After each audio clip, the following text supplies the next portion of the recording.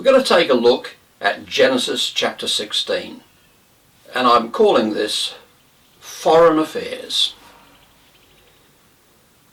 The comedian Ronnie Barker once reported this fake news, and this is the quote: "Following the dispute with the Domestic Servants Union at Buckingham Palace today, the Queen, a radiant figure in a white silk gown and crimson robe, swept down the main staircase and through the hall. She then dusted the cloakroom and vacuumed the lounge." Now, the idea of the Queen sweeping, dusting and vacuuming is absurd. And Abram, like the Queen, had many servants. And Genesis 12 tells how Abram left Egypt with great wealth, men servants and maid servants, including, no doubt, Sarai's own personal maidservant, Hagar, who is very focal in this chapter.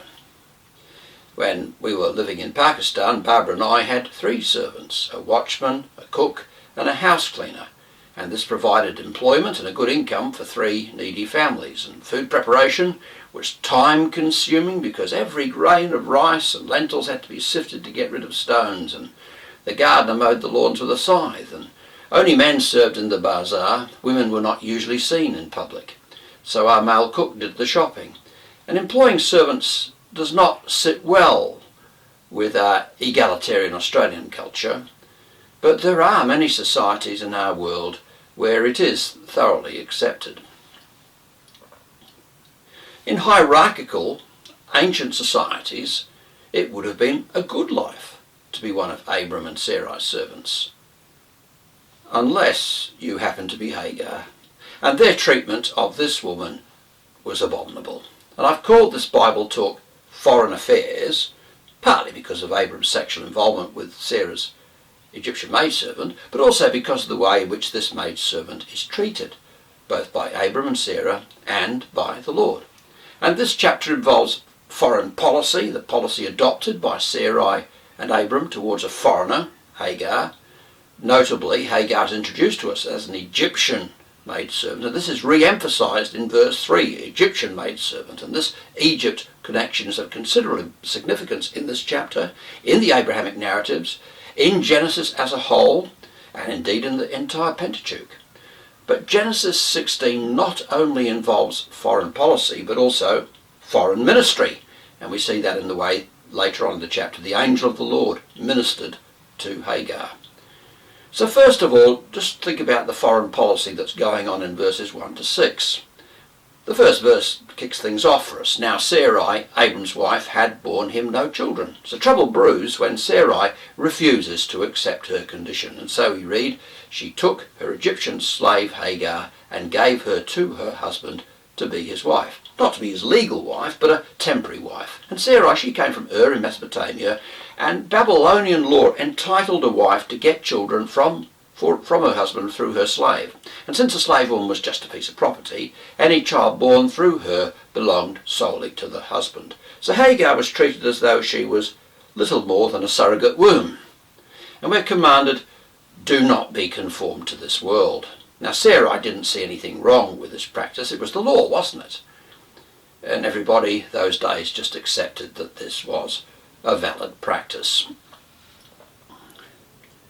Hagar is always referred to as Sarai's servant and Sarai as Hagar's mistress. But in verse 3 she is termed Abram's wife. That's very significant because Genesis 2 ends with, for this reason a man will leave his father and mother and be united to his wife, and they will become one flesh. And the only person with whom a man should ever have sex is his wife. So it was totally wrong for Abram to have sexual relations with Hagar, despite this being acceptable practice in ancient culture. And likewise, there are sexual practices deemed acceptable in today's culture, which are a perversion of God's intended and good purpose for sex. In the previous chapter, Genesis chapter 15, we read that Abram was counted righteous. Now that implies he was not righteous in and of himself, but only counted as such. And indeed this chapter reveals that he and his wife were deeply flawed, sinful people like you and me. And in biblical narrative, quoted speech is immensely important. It often exposes the inner character of the speaker. And so look at verse 2. Sarai says, "The Lord has kept me from having children." Now why did Eve eat the fruit and get her husband to eat it too? Because she'd been led to doubt God's goodness. She thought he was keeping them from experiencing greater blessing. And Sarai's words have a similar edge. She, like Eve, questions the goodness of God. "Go sleep with my maidservant. Perhaps I can build a family through her," she says to Abram as she manipulates him. And notice the I here. This is all about Sarai. Her language echoes the Babel builders who said, "Let us build a tower that reaches to the heavens." And so like them, Sarai is engaging in a building project that is all about making a name for herself, removing her shame, and acquiring honour and status. There was a man who went to see his boss one day, and he said, "My wife Natalie says I should see you, and she says I should go up to you and ask for an increase in my salary. She says I'm entitled." And his boss replied, "Come back tomorrow. I'll ask my wife if I should give it to you." Now we joke about husbands doing what their wives tell them to do. And in Genesis 16, what's going on here echoes the fall of Genesis chapter 3. We read, Abram listened to the voice of his wife, just as Adam listened to the voice of his wife in Genesis 3. And next we read, Sarai, his wife, took her Egyptian maidservant Hagar and gave her to her husband to be his wife, just as Eve took the fruit and gave it to her husband, and then he slept with Hagar and she conceived, which parallels what happened in the garden, where we read, "Then the eyes of both of them were opened and they realised they were naked." Now in both cases there is immediate success with devastating consequences. Adam and Eve ate the fruit so that their eyes might be opened, as promised by the snake. And they were successful. Abram had sex with Hagar so that she might conceive. This was successful. Sometimes the worst thing that can happen to you and me is success, achieving what we desire. There was a woman who asked her doctor after he had examined her, "Do I have Asiatic flu?" "No," the doctor replied, "it's Egyptian flu." And the woman replied, "I've never heard of Egyptian flu. What's that?" He replied, "You're going to be a mummy." Now Abram used an Egyptian slave girl's body and she got pregnant. And then, surprise, surprise, she began to despise her mistress, we read in verse 4. Women who are incapable of having children can suffer great personal anguish. But in the ancient world, and in many societies still, your entire identity as a woman depends on your ability to have kids. An infertile mother is regarded as a nobody. It makes Hagar feel really important to be pregnant with the big man's child. And Sarai has just treated her like a piece of property, as a nothing. And now she can treat Sarai like she's an utter nobody. The claws are out. Meow. And we get more whinging from Sarai. What she said to her husband, she says, you are responsible for the wrong I am suffering. I put my servant in your arms, and now that she is pregnant, she despises me. May the Lord judge between you and me. So it's Genesis 3 all over again. It's your fault, not mine. And ironically, Sarai calls on the Lord to judge. And when the angel of the Lord appears, it is to pass judgment, but in favour of Hagar. Now in this chapter, Abram turns out to be a real wimp. He turns his back on the problem. He says, "Your servant is in your hands. Do with her whatever you think best." Now literally the Hebrew reads, "Do what is good in your eyes," which is a clear allusion back to Genesis 3, when Eve chose to eat the forbidden fruit because it was good in her eyes. And so, like Adam, Abram condones the sinful behaviour of his wife. And remember how the fall was all about Adam and Eve grasping the power to decide for themselves what is good or evil, what is right or wrong, what they think best. And now we see in Sarai the corruption of the knowledge of good and evil. What Sarai considers to be good is an expression of her anger, spite, and malice towards Hagar.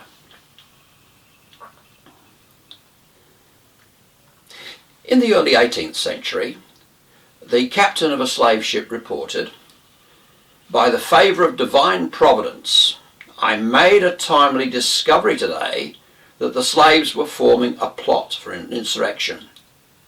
Surprised two of them attempting to get off their irons, and upon farther search in their rooms, upon the information of three of the boys, found some knives, stones, shot, etc., and a cold chisel. Upon inquiry there appeared 8 principally concerned to move in projecting the mischief, and 4 boys in supplying them with the above instruments. Put the boys in irons and slightly in the thumb screws to urge them to a full confession. We have already 36 men out of our small number." So now this captain, he chained up human beings and he tortured them. His name was, yes, you may have guessed, John Newton, the very one who wrote the great hymn, "Amazing Grace, how sweet the sound that saved a wretch like me." But did you know that when John Newton became a Christian, he still ran slave ships for a while? The law allowed it. Almost everybody thought it was okay. And it took time for John Newton to realise how evil he had been. Now, Abram and Sarai were cut from the same cloth. They are just as lacking in compassion as John Newton was with his slaves. Hagar's just a piece of property. And in verse 6 we read, "Sarai mistreated Hagar, so she fled from her." Now, we don't know exactly what Sarai did to Hagar, but obviously it was very cruel, so cruel and harsh that Hagar ran away. I mean, is it possible that there's a vulnerable person that you or I are currently mistreating, somebody at work or even in your home? As Christians, we have to stand out, don't we, as those who treat all people with respect and dignity, especially those who are treated with little respect and consideration by the people of this world. Now, all that we have been considering so far goes back to something else which has already been said in Genesis. Let me give you 3 clues and see if you can put them together and tell me what it all points back to. Now, first of all, Egyptian, second, slave, and third, mistreated. One of the major themes of the book of Genesis is the enslavement and mistreatment of strangers in a foreign place. The enslavement and mistreatment of strangers in a foreign place. Think ahead to the stories of Jacob and Joseph. In Genesis chapter 15, God tells Abram, "Know for certain that your descendants will be strangers in a country not their own, and they will be enslaved and mistreated for 100 years. So Genesis 16 is following on from Genesis 15. But ironically, the central character is a woman called Hagar, an Egyptian woman who is a stranger in a household and in a country which is not her own, a person mistreated as a slave by Abram and Sarai. Doesn't that turn things around? So these narratives tell later generations of Jewish readers not to think of themselves as superior to the Egyptians who enslaved and mistreated them for 400 years. Both they, as well as you and I, are cut from the same cloth as Abram and Sarai. We are just as prone to behave in the same callous way when we become obsessed with getting something we treasure. So the great nation that God purposes to create through Abraham must be composed of people who do not oppress and mistreat others as Abram and Sarai did. Now, this is a fallen world. In such a world, it is the rule rather than the exception to see vulnerable people oppressed and mistreated by those to whom they pose a supposed threat or whom they have offended. And this explains a foundational characteristic of God's people as the new humanity, that we are typically those who are oppressed and mistreated, rather than those who oppress and mistreat others. Although sometimes the shoe is on the other foot. Now let's look at foreign ministry, which takes up verses 7 to 16, the rest of the chapter. I don't know whether you've been badly mistreated by someone. I mean, are you running away? Have you ever considered what God wants you to do? There was a Christian woman who was the victim of domestic violence, and she went to Bishop Paul Barnett in Sydney for counselling, and under the circumstances Paul advised her to leave her husband. However, she believed that she must stay with him. And years later, as she sat by the deathbed of her husband, he confessed his sin and he gave his life to the Lord. And she told poor Barnett that for such a result, that she would have endured twice as many beatings. And not that we're advising, as Paul Barnett was not doing, to her to stay with her husband. She decided to do that, and that's what she said. Now Sarai mistreated Hagar, so she fled from her. But how differently the Lord treats Hagar. We read, "But the angel of the Lord found Hagar near a spring in the desert beside the road to Shur." Now, the road to Shur was a well-known road which was heading to Egypt. And so the angel of the Lord addresses Hagar, "Hagar, slave of Sarai, where have you come from and where are you going?" And all Hagar can say is, "I'm running away from my mistress Sarai." End of story. I mean, it doesn't matter where she came from or where she's heading. It's all about running away from her problems. But the Lord has a future and a hope for her. And that's why he tells her to go back to Sarai and submit to her. And he gives her a wonderful promise. "I will so increase your descendants that they too will be too numerous to count." Now, in the ancient world, real counting usually stopped at something like 10,000 times 10,000. Anything over that was regarded as being uncountable. So what was too numerous for Abram and Hagar to count might not be so today, but it was still a considerable number. And God also tells Hagar to call her son Ishmael, meaning God hears, as a constant reminder. "For the Lord has heard of your misery. And Abram and Sarai have made her life a misery, and God, by contrast, hears her cries and comes to her aid.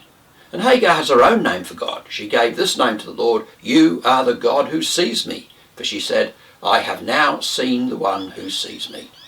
Now Hagar was a slave and a woman in the ancient world. She was a nobody. Nobody ever saw her except as a piece of property. And she is overwhelmed that God should take notice of her, a nobody. I don't know whether you see yourself as a nobody. God cares for the nobodies of this world. He hears their cries and sees them in their need. Do you? Do I?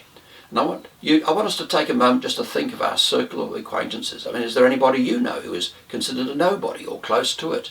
This might be a good time just to pray for that person right now. And maybe think of something that you can do to express the love of Christ to that person. Anyway, God sends Hagar back into a difficult situation. But just think of the shame that she would have experienced if she had returned to Egypt on the road to Shur as a pregnant, unmarried woman. And she probably would have ended up as a prostitute. So the question, where have you come from and where are you going? It actually echoes, doesn't it, God's questions to Adam and Eve in the garden following their sin. But here we've got a sort of a turnaround, of a reversal, because this where question presupposes not Hagar's sin, but that of Abram and Sarai. And when Adam and Eve sinned, they were expelled from the garden. By contrast, Hagar is sent back into Abraham's household, back into the sphere of blessing, knowing that the Lord loves her. She will give birth to her son, and who will be born in Abram's household as an indisputable son of Abram.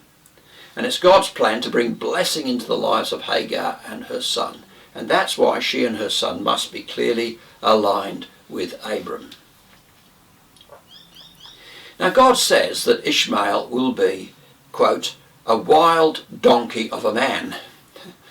Now, former British Prime Minister Lloyd George was speaking at a meeting, and a heckler shouted out, "Oh, you're not so much. Your dad used to peddle vegetables with a donkey and cart." "Yes," replied Lloyd George, "that's true. My father was a very poor man. The cart has long since disappeared, but I see the donkey is still here." Now, of course, somebody a donkey is insulting, but it actually honours Ishmael to call him a wild donkey. Donkeys were forced to act as beasts of burden, and they were mistreated by people.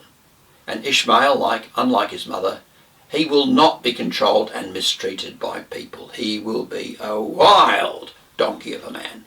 In Job 39 we read, "Who gave the wild donkey his freedom and untied the rope from his proud neck? I've given him the desert as a home, the salt plains as his own habitat. He scorns the turmoil of the town. There are no shouts from a driver for him to listen to." So Ishmael will be free. And because Muslims trace Islam back to Ishmael, Christians often wrongly associate Ishmael with Islam. Now, for most of their history, Arabs have not been Muslims. And even today, not all Arabs are Muslims. Some are Christians. Indeed, most Muslims are not even Arabs. Some Arab tribes do not trace their origin back to Ishmael, but either to Abraham's second wife Keturah or to Esau's descendants. So we need to be careful. A lot of Christians say a lot of stupid things about Muslims on the basis of what God says about Ishmael. Abram and Sarai's mistreatment of Hagar is an example of how not to treat strangers who make their home among God's people. And later, after those 400 years of enslavement and mistreatment in Egypt, God's people are commanded, when an alien lives with you in your land, do not mistreat him. The alien living with you must be treated as one of your native born. Love him as yourself, for you were aliens in Egypt. I am the Lord your God. What motivation there is there for ministry and outreach to refugees and asylum seekers who come to our shores. We were once the slaves of sin and served under a harsh master, but through his death, Jesus rescued us from a life of bondage. He liberated us and has brought us into his kingdom, the promised land. And for us, the message of Genesis 16 and 17 is to make sure that whenever we relate to people who don't know the Lord, that we always remember that we ourselves were once foreigners to the true people of God, that we were alienated from God, living in bondage to sin. We are no better than anyone else. We must never look down our noses at anyone. As one man put it, evangelism is one beggar telling another beggar where to get bread. And we must never be harsh and self-righteous and superior in our relationships with those who don't know the Lord, but always treat them with respect and gentleness. Amen.